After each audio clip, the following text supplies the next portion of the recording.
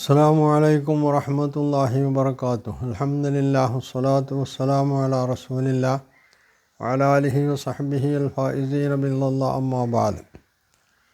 സഹോദരങ്ങളെ, ഇനി മുസ്തഫക്ക് പറയാനുള്ളത് നബി സല്ലല്ലാഹു അലൈഹി വസല്ലമയുടെ ഒരു പ്രാർത്ഥനയാണ്. അല്ലാഹുമ്മ ഇന്നി അസ്അലുക്കൽ ഗിന എന്ന് നബി പ്രാർത്ഥിച്ചു. അപ്പോൾ ഈ പ്രാർത്ഥന നേരത്തെ പറഞ്ഞ അല്ലാഹുമ്മ അഹ്യിനി മിസ്കീനൻ വാമിത്തിനി മിസ്കീനൻ വഷുർനി ഫി സുമ്രത്തിൽ മസാക്കീൻ എന്ന് പറയുന്നതിന് വിരുദ്ധമാണെന്നാണ് മുസ്തഫയുടെ വാദം.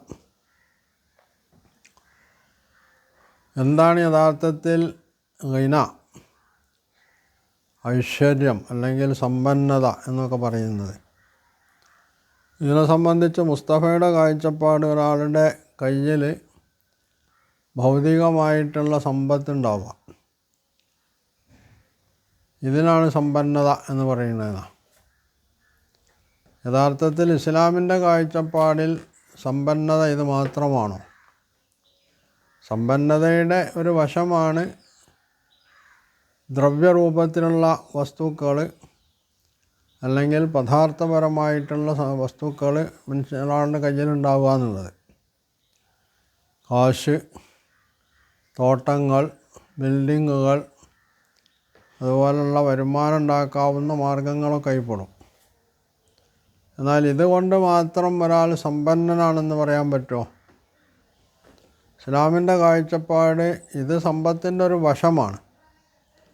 എന്നാൽ സമ്പന്നതയുടെ മറ്റൊരു വശമാണ് മനുഷ്യൻ്റെ സംതൃപ്തി എന്ന് പറയുന്നത്. അതിന് ഹദീസിൻ്റെ ഭാഷയിൽ പറഞ്ഞാൽ ഖനാഅത്ത് എന്നാണ് പറയുക. ഉള്ളതിൽ സംതൃപ്തി അടയാൻ കഴിയും. അള്ളാഹു നൽകിയ സമ്പത്ത് അത് കുറച്ചാണെങ്കിലും കൂടുതലാണെങ്കിലും അതിൽ സംതൃപ്തി അടയുകയും അതിൽ അള്ളാഹുവിനെ സ്തുതിക്കുകയും ചെയ്യുക. സമ്പന്നരോട് അവർക്ക് സമ്പത്ത് കിട്ടിയതിൻ്റെ പേരിൽ കുശുമ്പോ അസൂയയോ ഇല്ലാതിരിക്കുക. അള്ളാഹു നൽകിയതിൽ സംതൃപ്തി അടഞ്ഞ് അവരെ സ്തുതിച്ച് മുമ്പോട്ട് പോകാൻ കഴിയുക എന്നുള്ളതാണ്. ഇതിന് ഗിനൻ നഫ്സ് എന്നാണ് പറയുക. ഹദീസിൽ അങ്ങനെ തന്നെ ഉദ്ധരിച്ചു വന്നിട്ടുണ്ട്, അൽ ഗിന ഗിനൻ നഫ്സ്. മുസ്തഫയുടെ കാഴ്ചപ്പാടിൽ ഇത് പുരോഹിതന്മാർ എഴുതിയുണ്ടാക്കിയതാവും. പക്ഷേ യഥാർത്ഥത്തിൽ മനുഷ്യൻ്റെ മാനസികാവസ്ഥ, അവൻ്റെ സമ്പത്തിനെ സംബന്ധിച്ചുള്ള കാഴ്ചപ്പാട്, ഈ സമ്പത്ത് അവനിൽ ചെലുത്തുന്ന സ്വാധീനം തുടങ്ങിയുള്ള വശങ്ങളെ പരിശോധിക്കുമ്പോൾ ലോകത്ത് വലിയ വലിയ സമ്പന്നരായിട്ടുള്ള ആളുകൾ, കോടിക്കണക്കിന് രൂപയുടെ ആസ്തിയുള്ള ആളുകൾ യഥാർത്ഥത്തിൽ അവർ ദരിദ്രരെ പോലെ, അതാണ് മാനസികമായി സ്വാസ്ഥ്യമില്ലാതെ സമാധാനമില്ലാതെ ജീവിക്കുന്നുണ്ട്. അതേ അവസരം ചില്ലിക്കാശ് പോലും കയ്യിലില്ലാത്ത എന്നാൽ അള്ളാഹുവിലെല്ലാം അർപ്പിച്ച് മുമ്പോട്ട് പോകുന്ന ആളുകൾ അവർ മനസ്സമാധാനത്തോടു കൂടി ജീവിക്കുന്നുമുണ്ട്. യഥാർത്ഥത്തിൽ ഈ മനസ്സമാധാനം എന്ന് പറയുന്ന സമ്പത്തിനേക്കാൾ വലിയൊരു സമ്പത്തല്ല ദ്രവ്യരൂപത്തിലുള്ള പാദാർത്ഥികമായിട്ടുള്ള സമ്പത്ത് എന്ന് പറയുന്നത്. അത് സമ്പത്തിൻ്റെ ഒരു വശമാണ്. അത് ഭൗതികമായിട്ട് പ്രയോജനം ചെയ്യുകയും ചെയ്യും. പക്ഷേ ഈ സമ്പത്തിനോടുള്ള മനോഭാവത്തിനനുസരിച്ചാണ് യഥാർത്ഥത്തിൽ ഒരു മനുഷ്യൻ്റെ സമ്പന്നത അളക്കേണ്ടത് എന്നുള്ളതാണ്. അതിൻ്റെ അർത്ഥം ഇത് ദ്രവ്യരൂപത്തിലുള്ളതോ പാദാർത്ഥികമായിട്ടുള്ളതോ ലഭിക്കാൻ പണിയെടുക്കേണ്ടെന്നല്ല. അങ്ങനെ യഥാർത്ഥത്തിൽ ഈ പറഞ്ഞ ഹദീസുകൾക്കൊന്നും ആശയവുമില്ല. ഒരു വശത്ത് സത്യവിശ്വാസികളെ അള്ളാഹുവിൻ്റെ മുമ്പിൽ വിധേയപ്പെടാനും അവൻ നൽകിയിട്ടുള്ള തുച്ഛമാണെങ്കിൽ ആ തുച്ഛമായിട്ടുള്ള വരുമാനത്തിൻ്റെ സമ്പത്തിൻ്റെ പേരിൽ അവനെ സ്തുതിക്കാനും അതോടൊപ്പം കൂടുതൽ നേട്ടങ്ങൾ കൊയ്തെടുക്കാനും തന്നെയാണ് ഇസ്ലാം മനുഷ്യനെ പഠിപ്പിച്ചിട്ടുള്ളത്. മുസ്തഫ പറയുന്ന ഈ പുരോഹിതന്മാരും അങ്ങനെയൊക്കെ തന്നെയാണ് പറഞ്ഞത്. മുസ്തഫ പുരോഹിതന്മാരെന്ന് പറയുമ്പോൾ സഹാബിമാർ തൊട്ട് ഇങ്ങോട്ടുള്ള ആളുകളെയാണ് അതുകൊണ്ട് ഉദ്ദേശിക്കുന്നത്. പിന്നെ ഉള്ളത് നബി സല്ലല്ലാഹു അലൈഹി വസല്ലമ സമ്പന്നനായിരുന്നു എന്നുള്ളതാണ്. അതായത് നബി സല്ലല്ലാഹു അലൈഹി വസല്ലമയെ സംബന്ധിച്ച് അള്ളാഹു വജദക ആയിലൻ ഫഅഗ്ന, നിന്നെ അള്ളാഹു ദരിദ്രനായി കണ്ടു എന്നിട്ട് അവൻ നിന്നെ സമ്പന്നനാക്കി എന്ന് പറഞ്ഞു. അപ്പോൾ ചെറുപ്പകാലത്തിൽ നബി ദരിദ്രനായിരുന്നു, പിന്നെ അള്ളാഹു നബിയെ സമ്പന്നനാക്കി. ഖദീജ റളിയല്ലാഹു അൻഹായുടെ സമ്പത്ത് കൈവന്നതോടുകൂടി നബി സമ്പന്നനായി ധനികനായി എന്നാണ്. ഇവിടെ പിന്നെ മനസ്സിലാക്കേണ്ട, അല്ലെങ്കിൽ പിന്നെ മുസ്തഫ മറുപടി പറയേണ്ട ഒരു സംഗതി, നബി സല്ലല്ലാഹു അലൈഹി വസല്ലമയെ അള്ളാഹു ധന്യനാക്കി സമ്പന്നനാക്കി എന്നത് ശരിയാണ്, അള്ളാഹു പറഞ്ഞാണ്. പക്ഷേ ഖദീജ റളിയല്ലാഹു അൻഹായുടെ ഈ സമ്പത്ത് നബി സല്ലല്ലാഹു അലൈഹി വസല്ലം തൻ്റെ സമ്പത്ത് എന്ന നിലക്കാണോ കൈയാളിയിരുന്നത്, അതോ ഒരു അമാനത്ത് എന്നുള്ള നിലക്കായിരുന്നുവോ?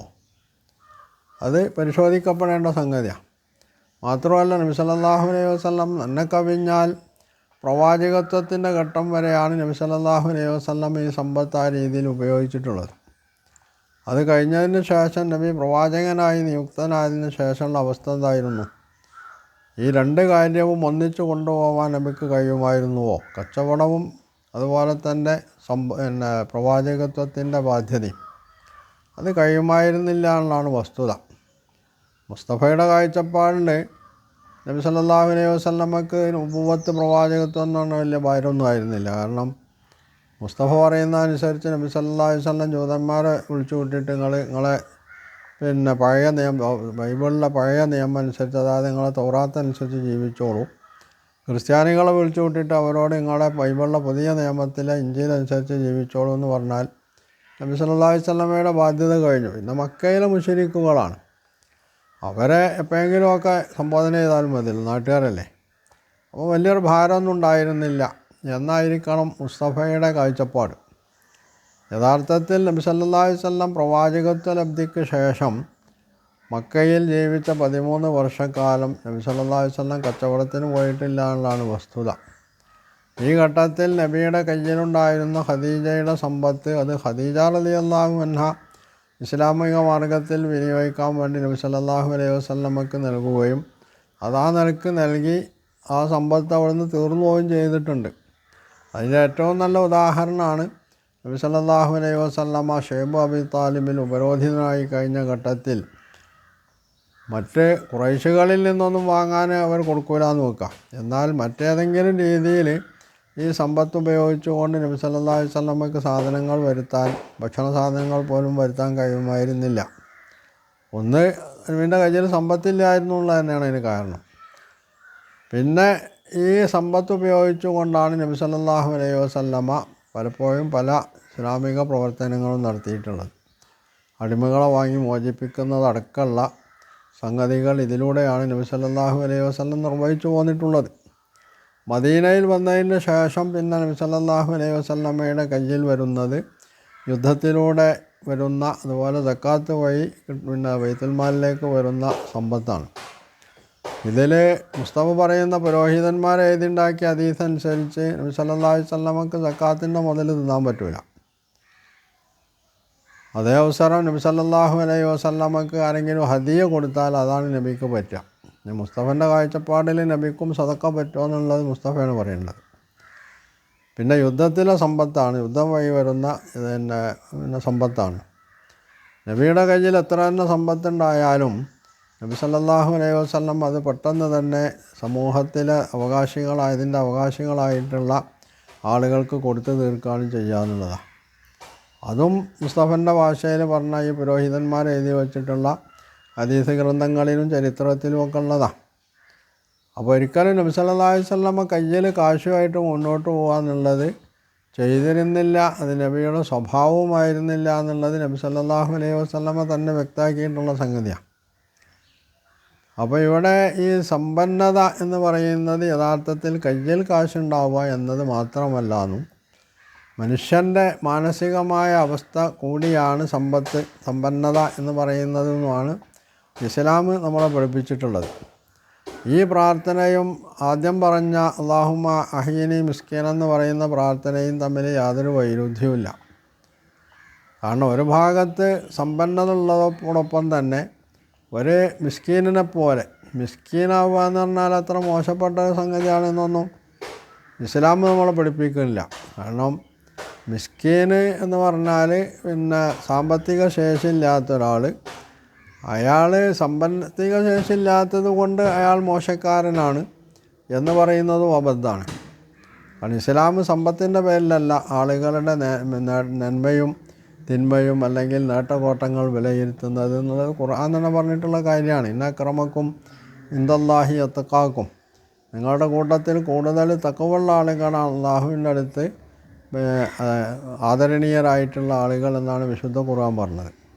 അപ്പോൾ സമ്പത്ത് ഇതിനുള്ളൊരു മാർഗമാണ് അല്ലെങ്കിൽ അതിൻ്റെ ഒരു ഏണിപ്പടിയാണ് എന്ന് പറയുന്നത് ഒരിക്കലും ഇസ്ലാമിൻ്റെ ആത്മാവുമായിട്ട് പൊരുത്തപ്പെടുന്നതല്ല. അത് മുസ്തഫ പറയുന്ന മതവുമായിട്ട് ചിലപ്പോൾ പൊരുത്തപ്പെട്ടു പോയേക്കാം. പക്ഷേ ഇസ്ലാം അങ്ങനെയല്ല ഇതിനെ കാണുന്നത്. ഇസ്ലാം ഒരിക്കലും നിങ്ങൾ ദരിദ്രരായി ജീവിക്കാൻ വേണ്ടി ശ്രമിക്കണം എന്നല്ല പറഞ്ഞത്. നിങ്ങൾ ദരിദ്രരായി ജീവിക്കുമ്പോൾ തന്നെ നിങ്ങൾ സമ്പത്ത് നേടാൻ ശ്രമിക്കണം എന്ന് തന്നെയാണ് ഇസ്ലാം പറഞ്ഞത്. അത് തന്നെയാണ് സഹാബിമാർ തൊട്ട് ഇങ്ങോട്ടുള്ള ഇസ്ലാമിക സമൂഹത്തിലെ പണ്ഡിതന്മാരും മറ്റുമൊക്കെ സമൂഹത്തെ പഠിപ്പിച്ചു പോന്നിട്ടുള്ളത്. പിന്നെ ഇതിലുള്ളത് മറ്റൊരു സംഗതി, മുസ്ലിങ്ങളെ ഈ ദാരിദ്ര്യത്തിൽ കെട്ടിയിട്ടത് കൊണ്ടാണ് മുസ്ലിങ്ങൾ ശാസ്ത്രരംഗത്ത് പുരോഗമിക്കാതിരുന്നത്, അല്ലെങ്കിൽ സാഹിത്യരംഗത്ത് കലാരംഗത്തൊന്നും ശോഭിക്കാതിരുന്നതെന്നൊക്കെയുള്ള മുസ്തഫയുടെ ഈ വാചാട്ടോപ്പം എന്ന് പറഞ്ഞാൽ അത് ഒന്നുകിൽ മുസ്തഫക്ക് ഇസ്ലാമിക മുസ്ലിങ്ങളുടെ ചരിത്രം അറിയില്ല എന്നതാണ് അതിന് കാരണം, അല്ലെങ്കിൽ ഇവിടെയുള്ള ചിലരെ സുഖിപ്പിക്കാൻ വേണ്ടി മുസ്തഫ പറയുന്നൊരു സംഗതിയാണത്. കാരണം മുസ്ലിങ്ങളാണ് യഥാർത്ഥത്തിൽ ലോകത്തിൻ്റെ മുമ്പിൽ ഇതിൻ്റെയൊക്കെ വാതായനങ്ങൾ തുറന്നിട്ടിട്ടുള്ളതെന്നുള്ളത് ഇസ്ലാമിക ചരിത്രം പഠിക്കുന്ന ഏതൊരു വിദ്യാർത്ഥിക്കും ബോധ്യമാവുന്ന ഒരു സംഗതിയാണ്. അതേപോലെ തന്നെയാണ് നബി സല്ലല്ലാഹു അലൈഹി വസല്ലം മരിക്കുന്ന സമയത്ത് നബിയുടെ അങ്കി ഒരു ജൂതൻ്റെ കയ്യിൽ പണയത്തിലായിരുന്നു എന്ന് പറയുന്നത് നബി സല്ലല്ലാഹു അലൈഹി വസല്ലമയെ അവഹേളിക്കലായിട്ട് മുസ്തഫ കാണുന്നു എന്നുള്ളത്. കടം വാങ്ങുക എന്നുള്ളത് ഒരാൾ ധനികനായി എന്നതുകൊണ്ട് മാത്രം അയാൾ കടം വാങ്ങേണ്ടതില്ല. അയാൾക്ക് കടം വാങ്ങാതെ തന്നെ ജീവിക്കാൻ മുമ്പോട്ട് പോകാൻ കഴിയുന്നതാണ് തെറ്റാണ്. ഇന്നും ഏത് കാലഘട്ടത്തിലും ലോകത്ത് വലിയ വലിയ സമ്പന്നർ പോലും അവരുടെ ബിസിനസ്സും മറ്റുമൊക്കെ ആയിട്ട് മുമ്പോട്ട് പോകുമ്പോൾ അവർക്ക് കടം വാങ്ങേണ്ടി വരും. നബി സല്ലല്ലാഹു അലൈഹി വസല്ലമ ബിസിനസ്സുകാരനല്ലായിരുന്നു, പക്ഷേ അദ്ദേഹത്തിൻ്റെ ജീവിതത്തിൽ പലപ്പോഴും ദാരിദ്ര്യം അനുഭവിച്ചിട്ടുണ്ട്. ആ ദാരിദ്ര്യം തീർക്കാൻ വേണ്ടി അദ്ദേഹം ചിലപ്പം കടം വാങ്ങിയിട്ടുണ്ട്. ഭക്ഷണ സാധനങ്ങൾ കടം വാങ്ങിയിട്ടുണ്ട്, അതുപോലെ തന്നെ മറ്റ് വസ്തുക്കൾ കാശും ഒക്കെ കടം വാങ്ങിയിട്ടുണ്ട്. അത് പലതും ചരിത്രത്തിൽ നമുക്ക് കാണാനും കഴിയും. അത് പലപ്പോഴും മദീനയിലെ ജൂതന്മാർ സമ്പന്നരായിരുന്നു. അവരിൽ നിന്നാണ് ചിലപ്പോൾ നബി സല്ലല്ലാഹു അലൈഹി വസല്ലം കടം വാങ്ങാറുള്ളത് എന്നുള്ള വ്യത്യാസമേ ഉള്ളൂ. അവിടെ മനസ്സിലാക്കേണ്ട ഒരു കാര്യം എന്താ, ഇസ്ലാമിൻ്റെ സംബന്ധിച്ചിടത്തോളം മുസ്ലിങ്ങൾ മറ്റുള്ളവരുമായിട്ട് കൊള്ളക്കൊടുക്കകളിൽ ഏർപ്പെടുകയോ അത് കടം വാങ്ങലടക്കമുള്ള സംഗതികളിൽ ഏർപ്പെടുന്നതിന് ഒരു കുഴപ്പമില്ല. നബി സല്ലല്ലാഹു അലൈഹി വസല്ലമയുടെ സമീപനം ഇസ്ലാമിൻ്റെ ശത്രുക്കൾക്കുള്ള മറ്റേ നിലക്കുള്ള മറുപടി കൂടിയാണ്. ഇസ്ലാം എന്ന് പറഞ്ഞിട്ടുണ്ടെങ്കിൽ ശത്രുക്കളെ അല്ലെങ്കിൽ മുസ്ലിങ്ങളെ കൊന്നൊടുക്കാൻ കൽപ്പിക്കുന്ന മതമാണെന്നാണല്ലോ അവർ പ്രചരിപ്പിക്കുന്നത്. എന്നാൽ മറിച്ചാണ് ഇസ്ലാം പഠിപ്പിക്കുന്നതെന്നും അമുസ്ലിങ്ങളുമായിട്ട് സാമ്പത്തിക ഇടപാടുകൾ അവിടെ ഒരു മുസ്ലിമിനെ സംബന്ധിച്ച് അയാൾ ഇസ്ലാമികമായിട്ടുള്ള നിയമങ്ങൾ പാലിക്കണമെന്നേ ഉള്ളൂ. അമുസ്ലിമുമായിട്ട് സാമ്പത്തിക ഇടപാട് നടത്തുന്നത് പോലും ഇസ്ലാം നൽകിയിട്ടില്ലാന്നും അവരുമായിട്ട് ജീവിതത്തിൻ്റെ ഇത്തരം മേഖലകളിൽ കൈകോർത്ത് കുടിച്ചുകൊണ്ട് മുമ്പോട്ട് പോകാൻ ഇസ്ലാം അനുവദിച്ചിട്ടുണ്ട് എന്നതിൻ്റെ കൂടി തെളിവാണ് നബി സല്ലല്ലാഹു അലൈഹി വസല്ലമ ജൂതന്മാരിൽ നിന്ന് കടം വാങ്ങി എന്ന് പറയുന്നത്. അത് നബി സല്ലല്ലാഹു അലൈഹി വസല്ലമക്ക് ഒരിക്കലും ഒരു കുറച്ചിലായിട്ട് സമൂഹം മനസ്സിലാക്കിയിട്ടില്ല. മുസ്തഫ ആളുകളുടെ കയ്യടി വാങ്ങാനും മറ്റുമായിട്ട് എന്തൊക്കെയോ വിളിച്ചു പറയുന്നു എന്ന് മാത്രമേ ഉള്ളൂ. അതിന് യാതൊരു അർത്ഥവുമില്ല. അത് മുസ്തഫയുടെ മാനസിക വിഭ്രാന്തിയിൽ നിന്ന് ഉടലെടുത്തിട്ടുള്ള ഒരു സമീപനമാണ് എന്ന് മാത്രമാണ് അതിനെ സംബന്ധിച്ച് പറയാൻ കഴിയുക.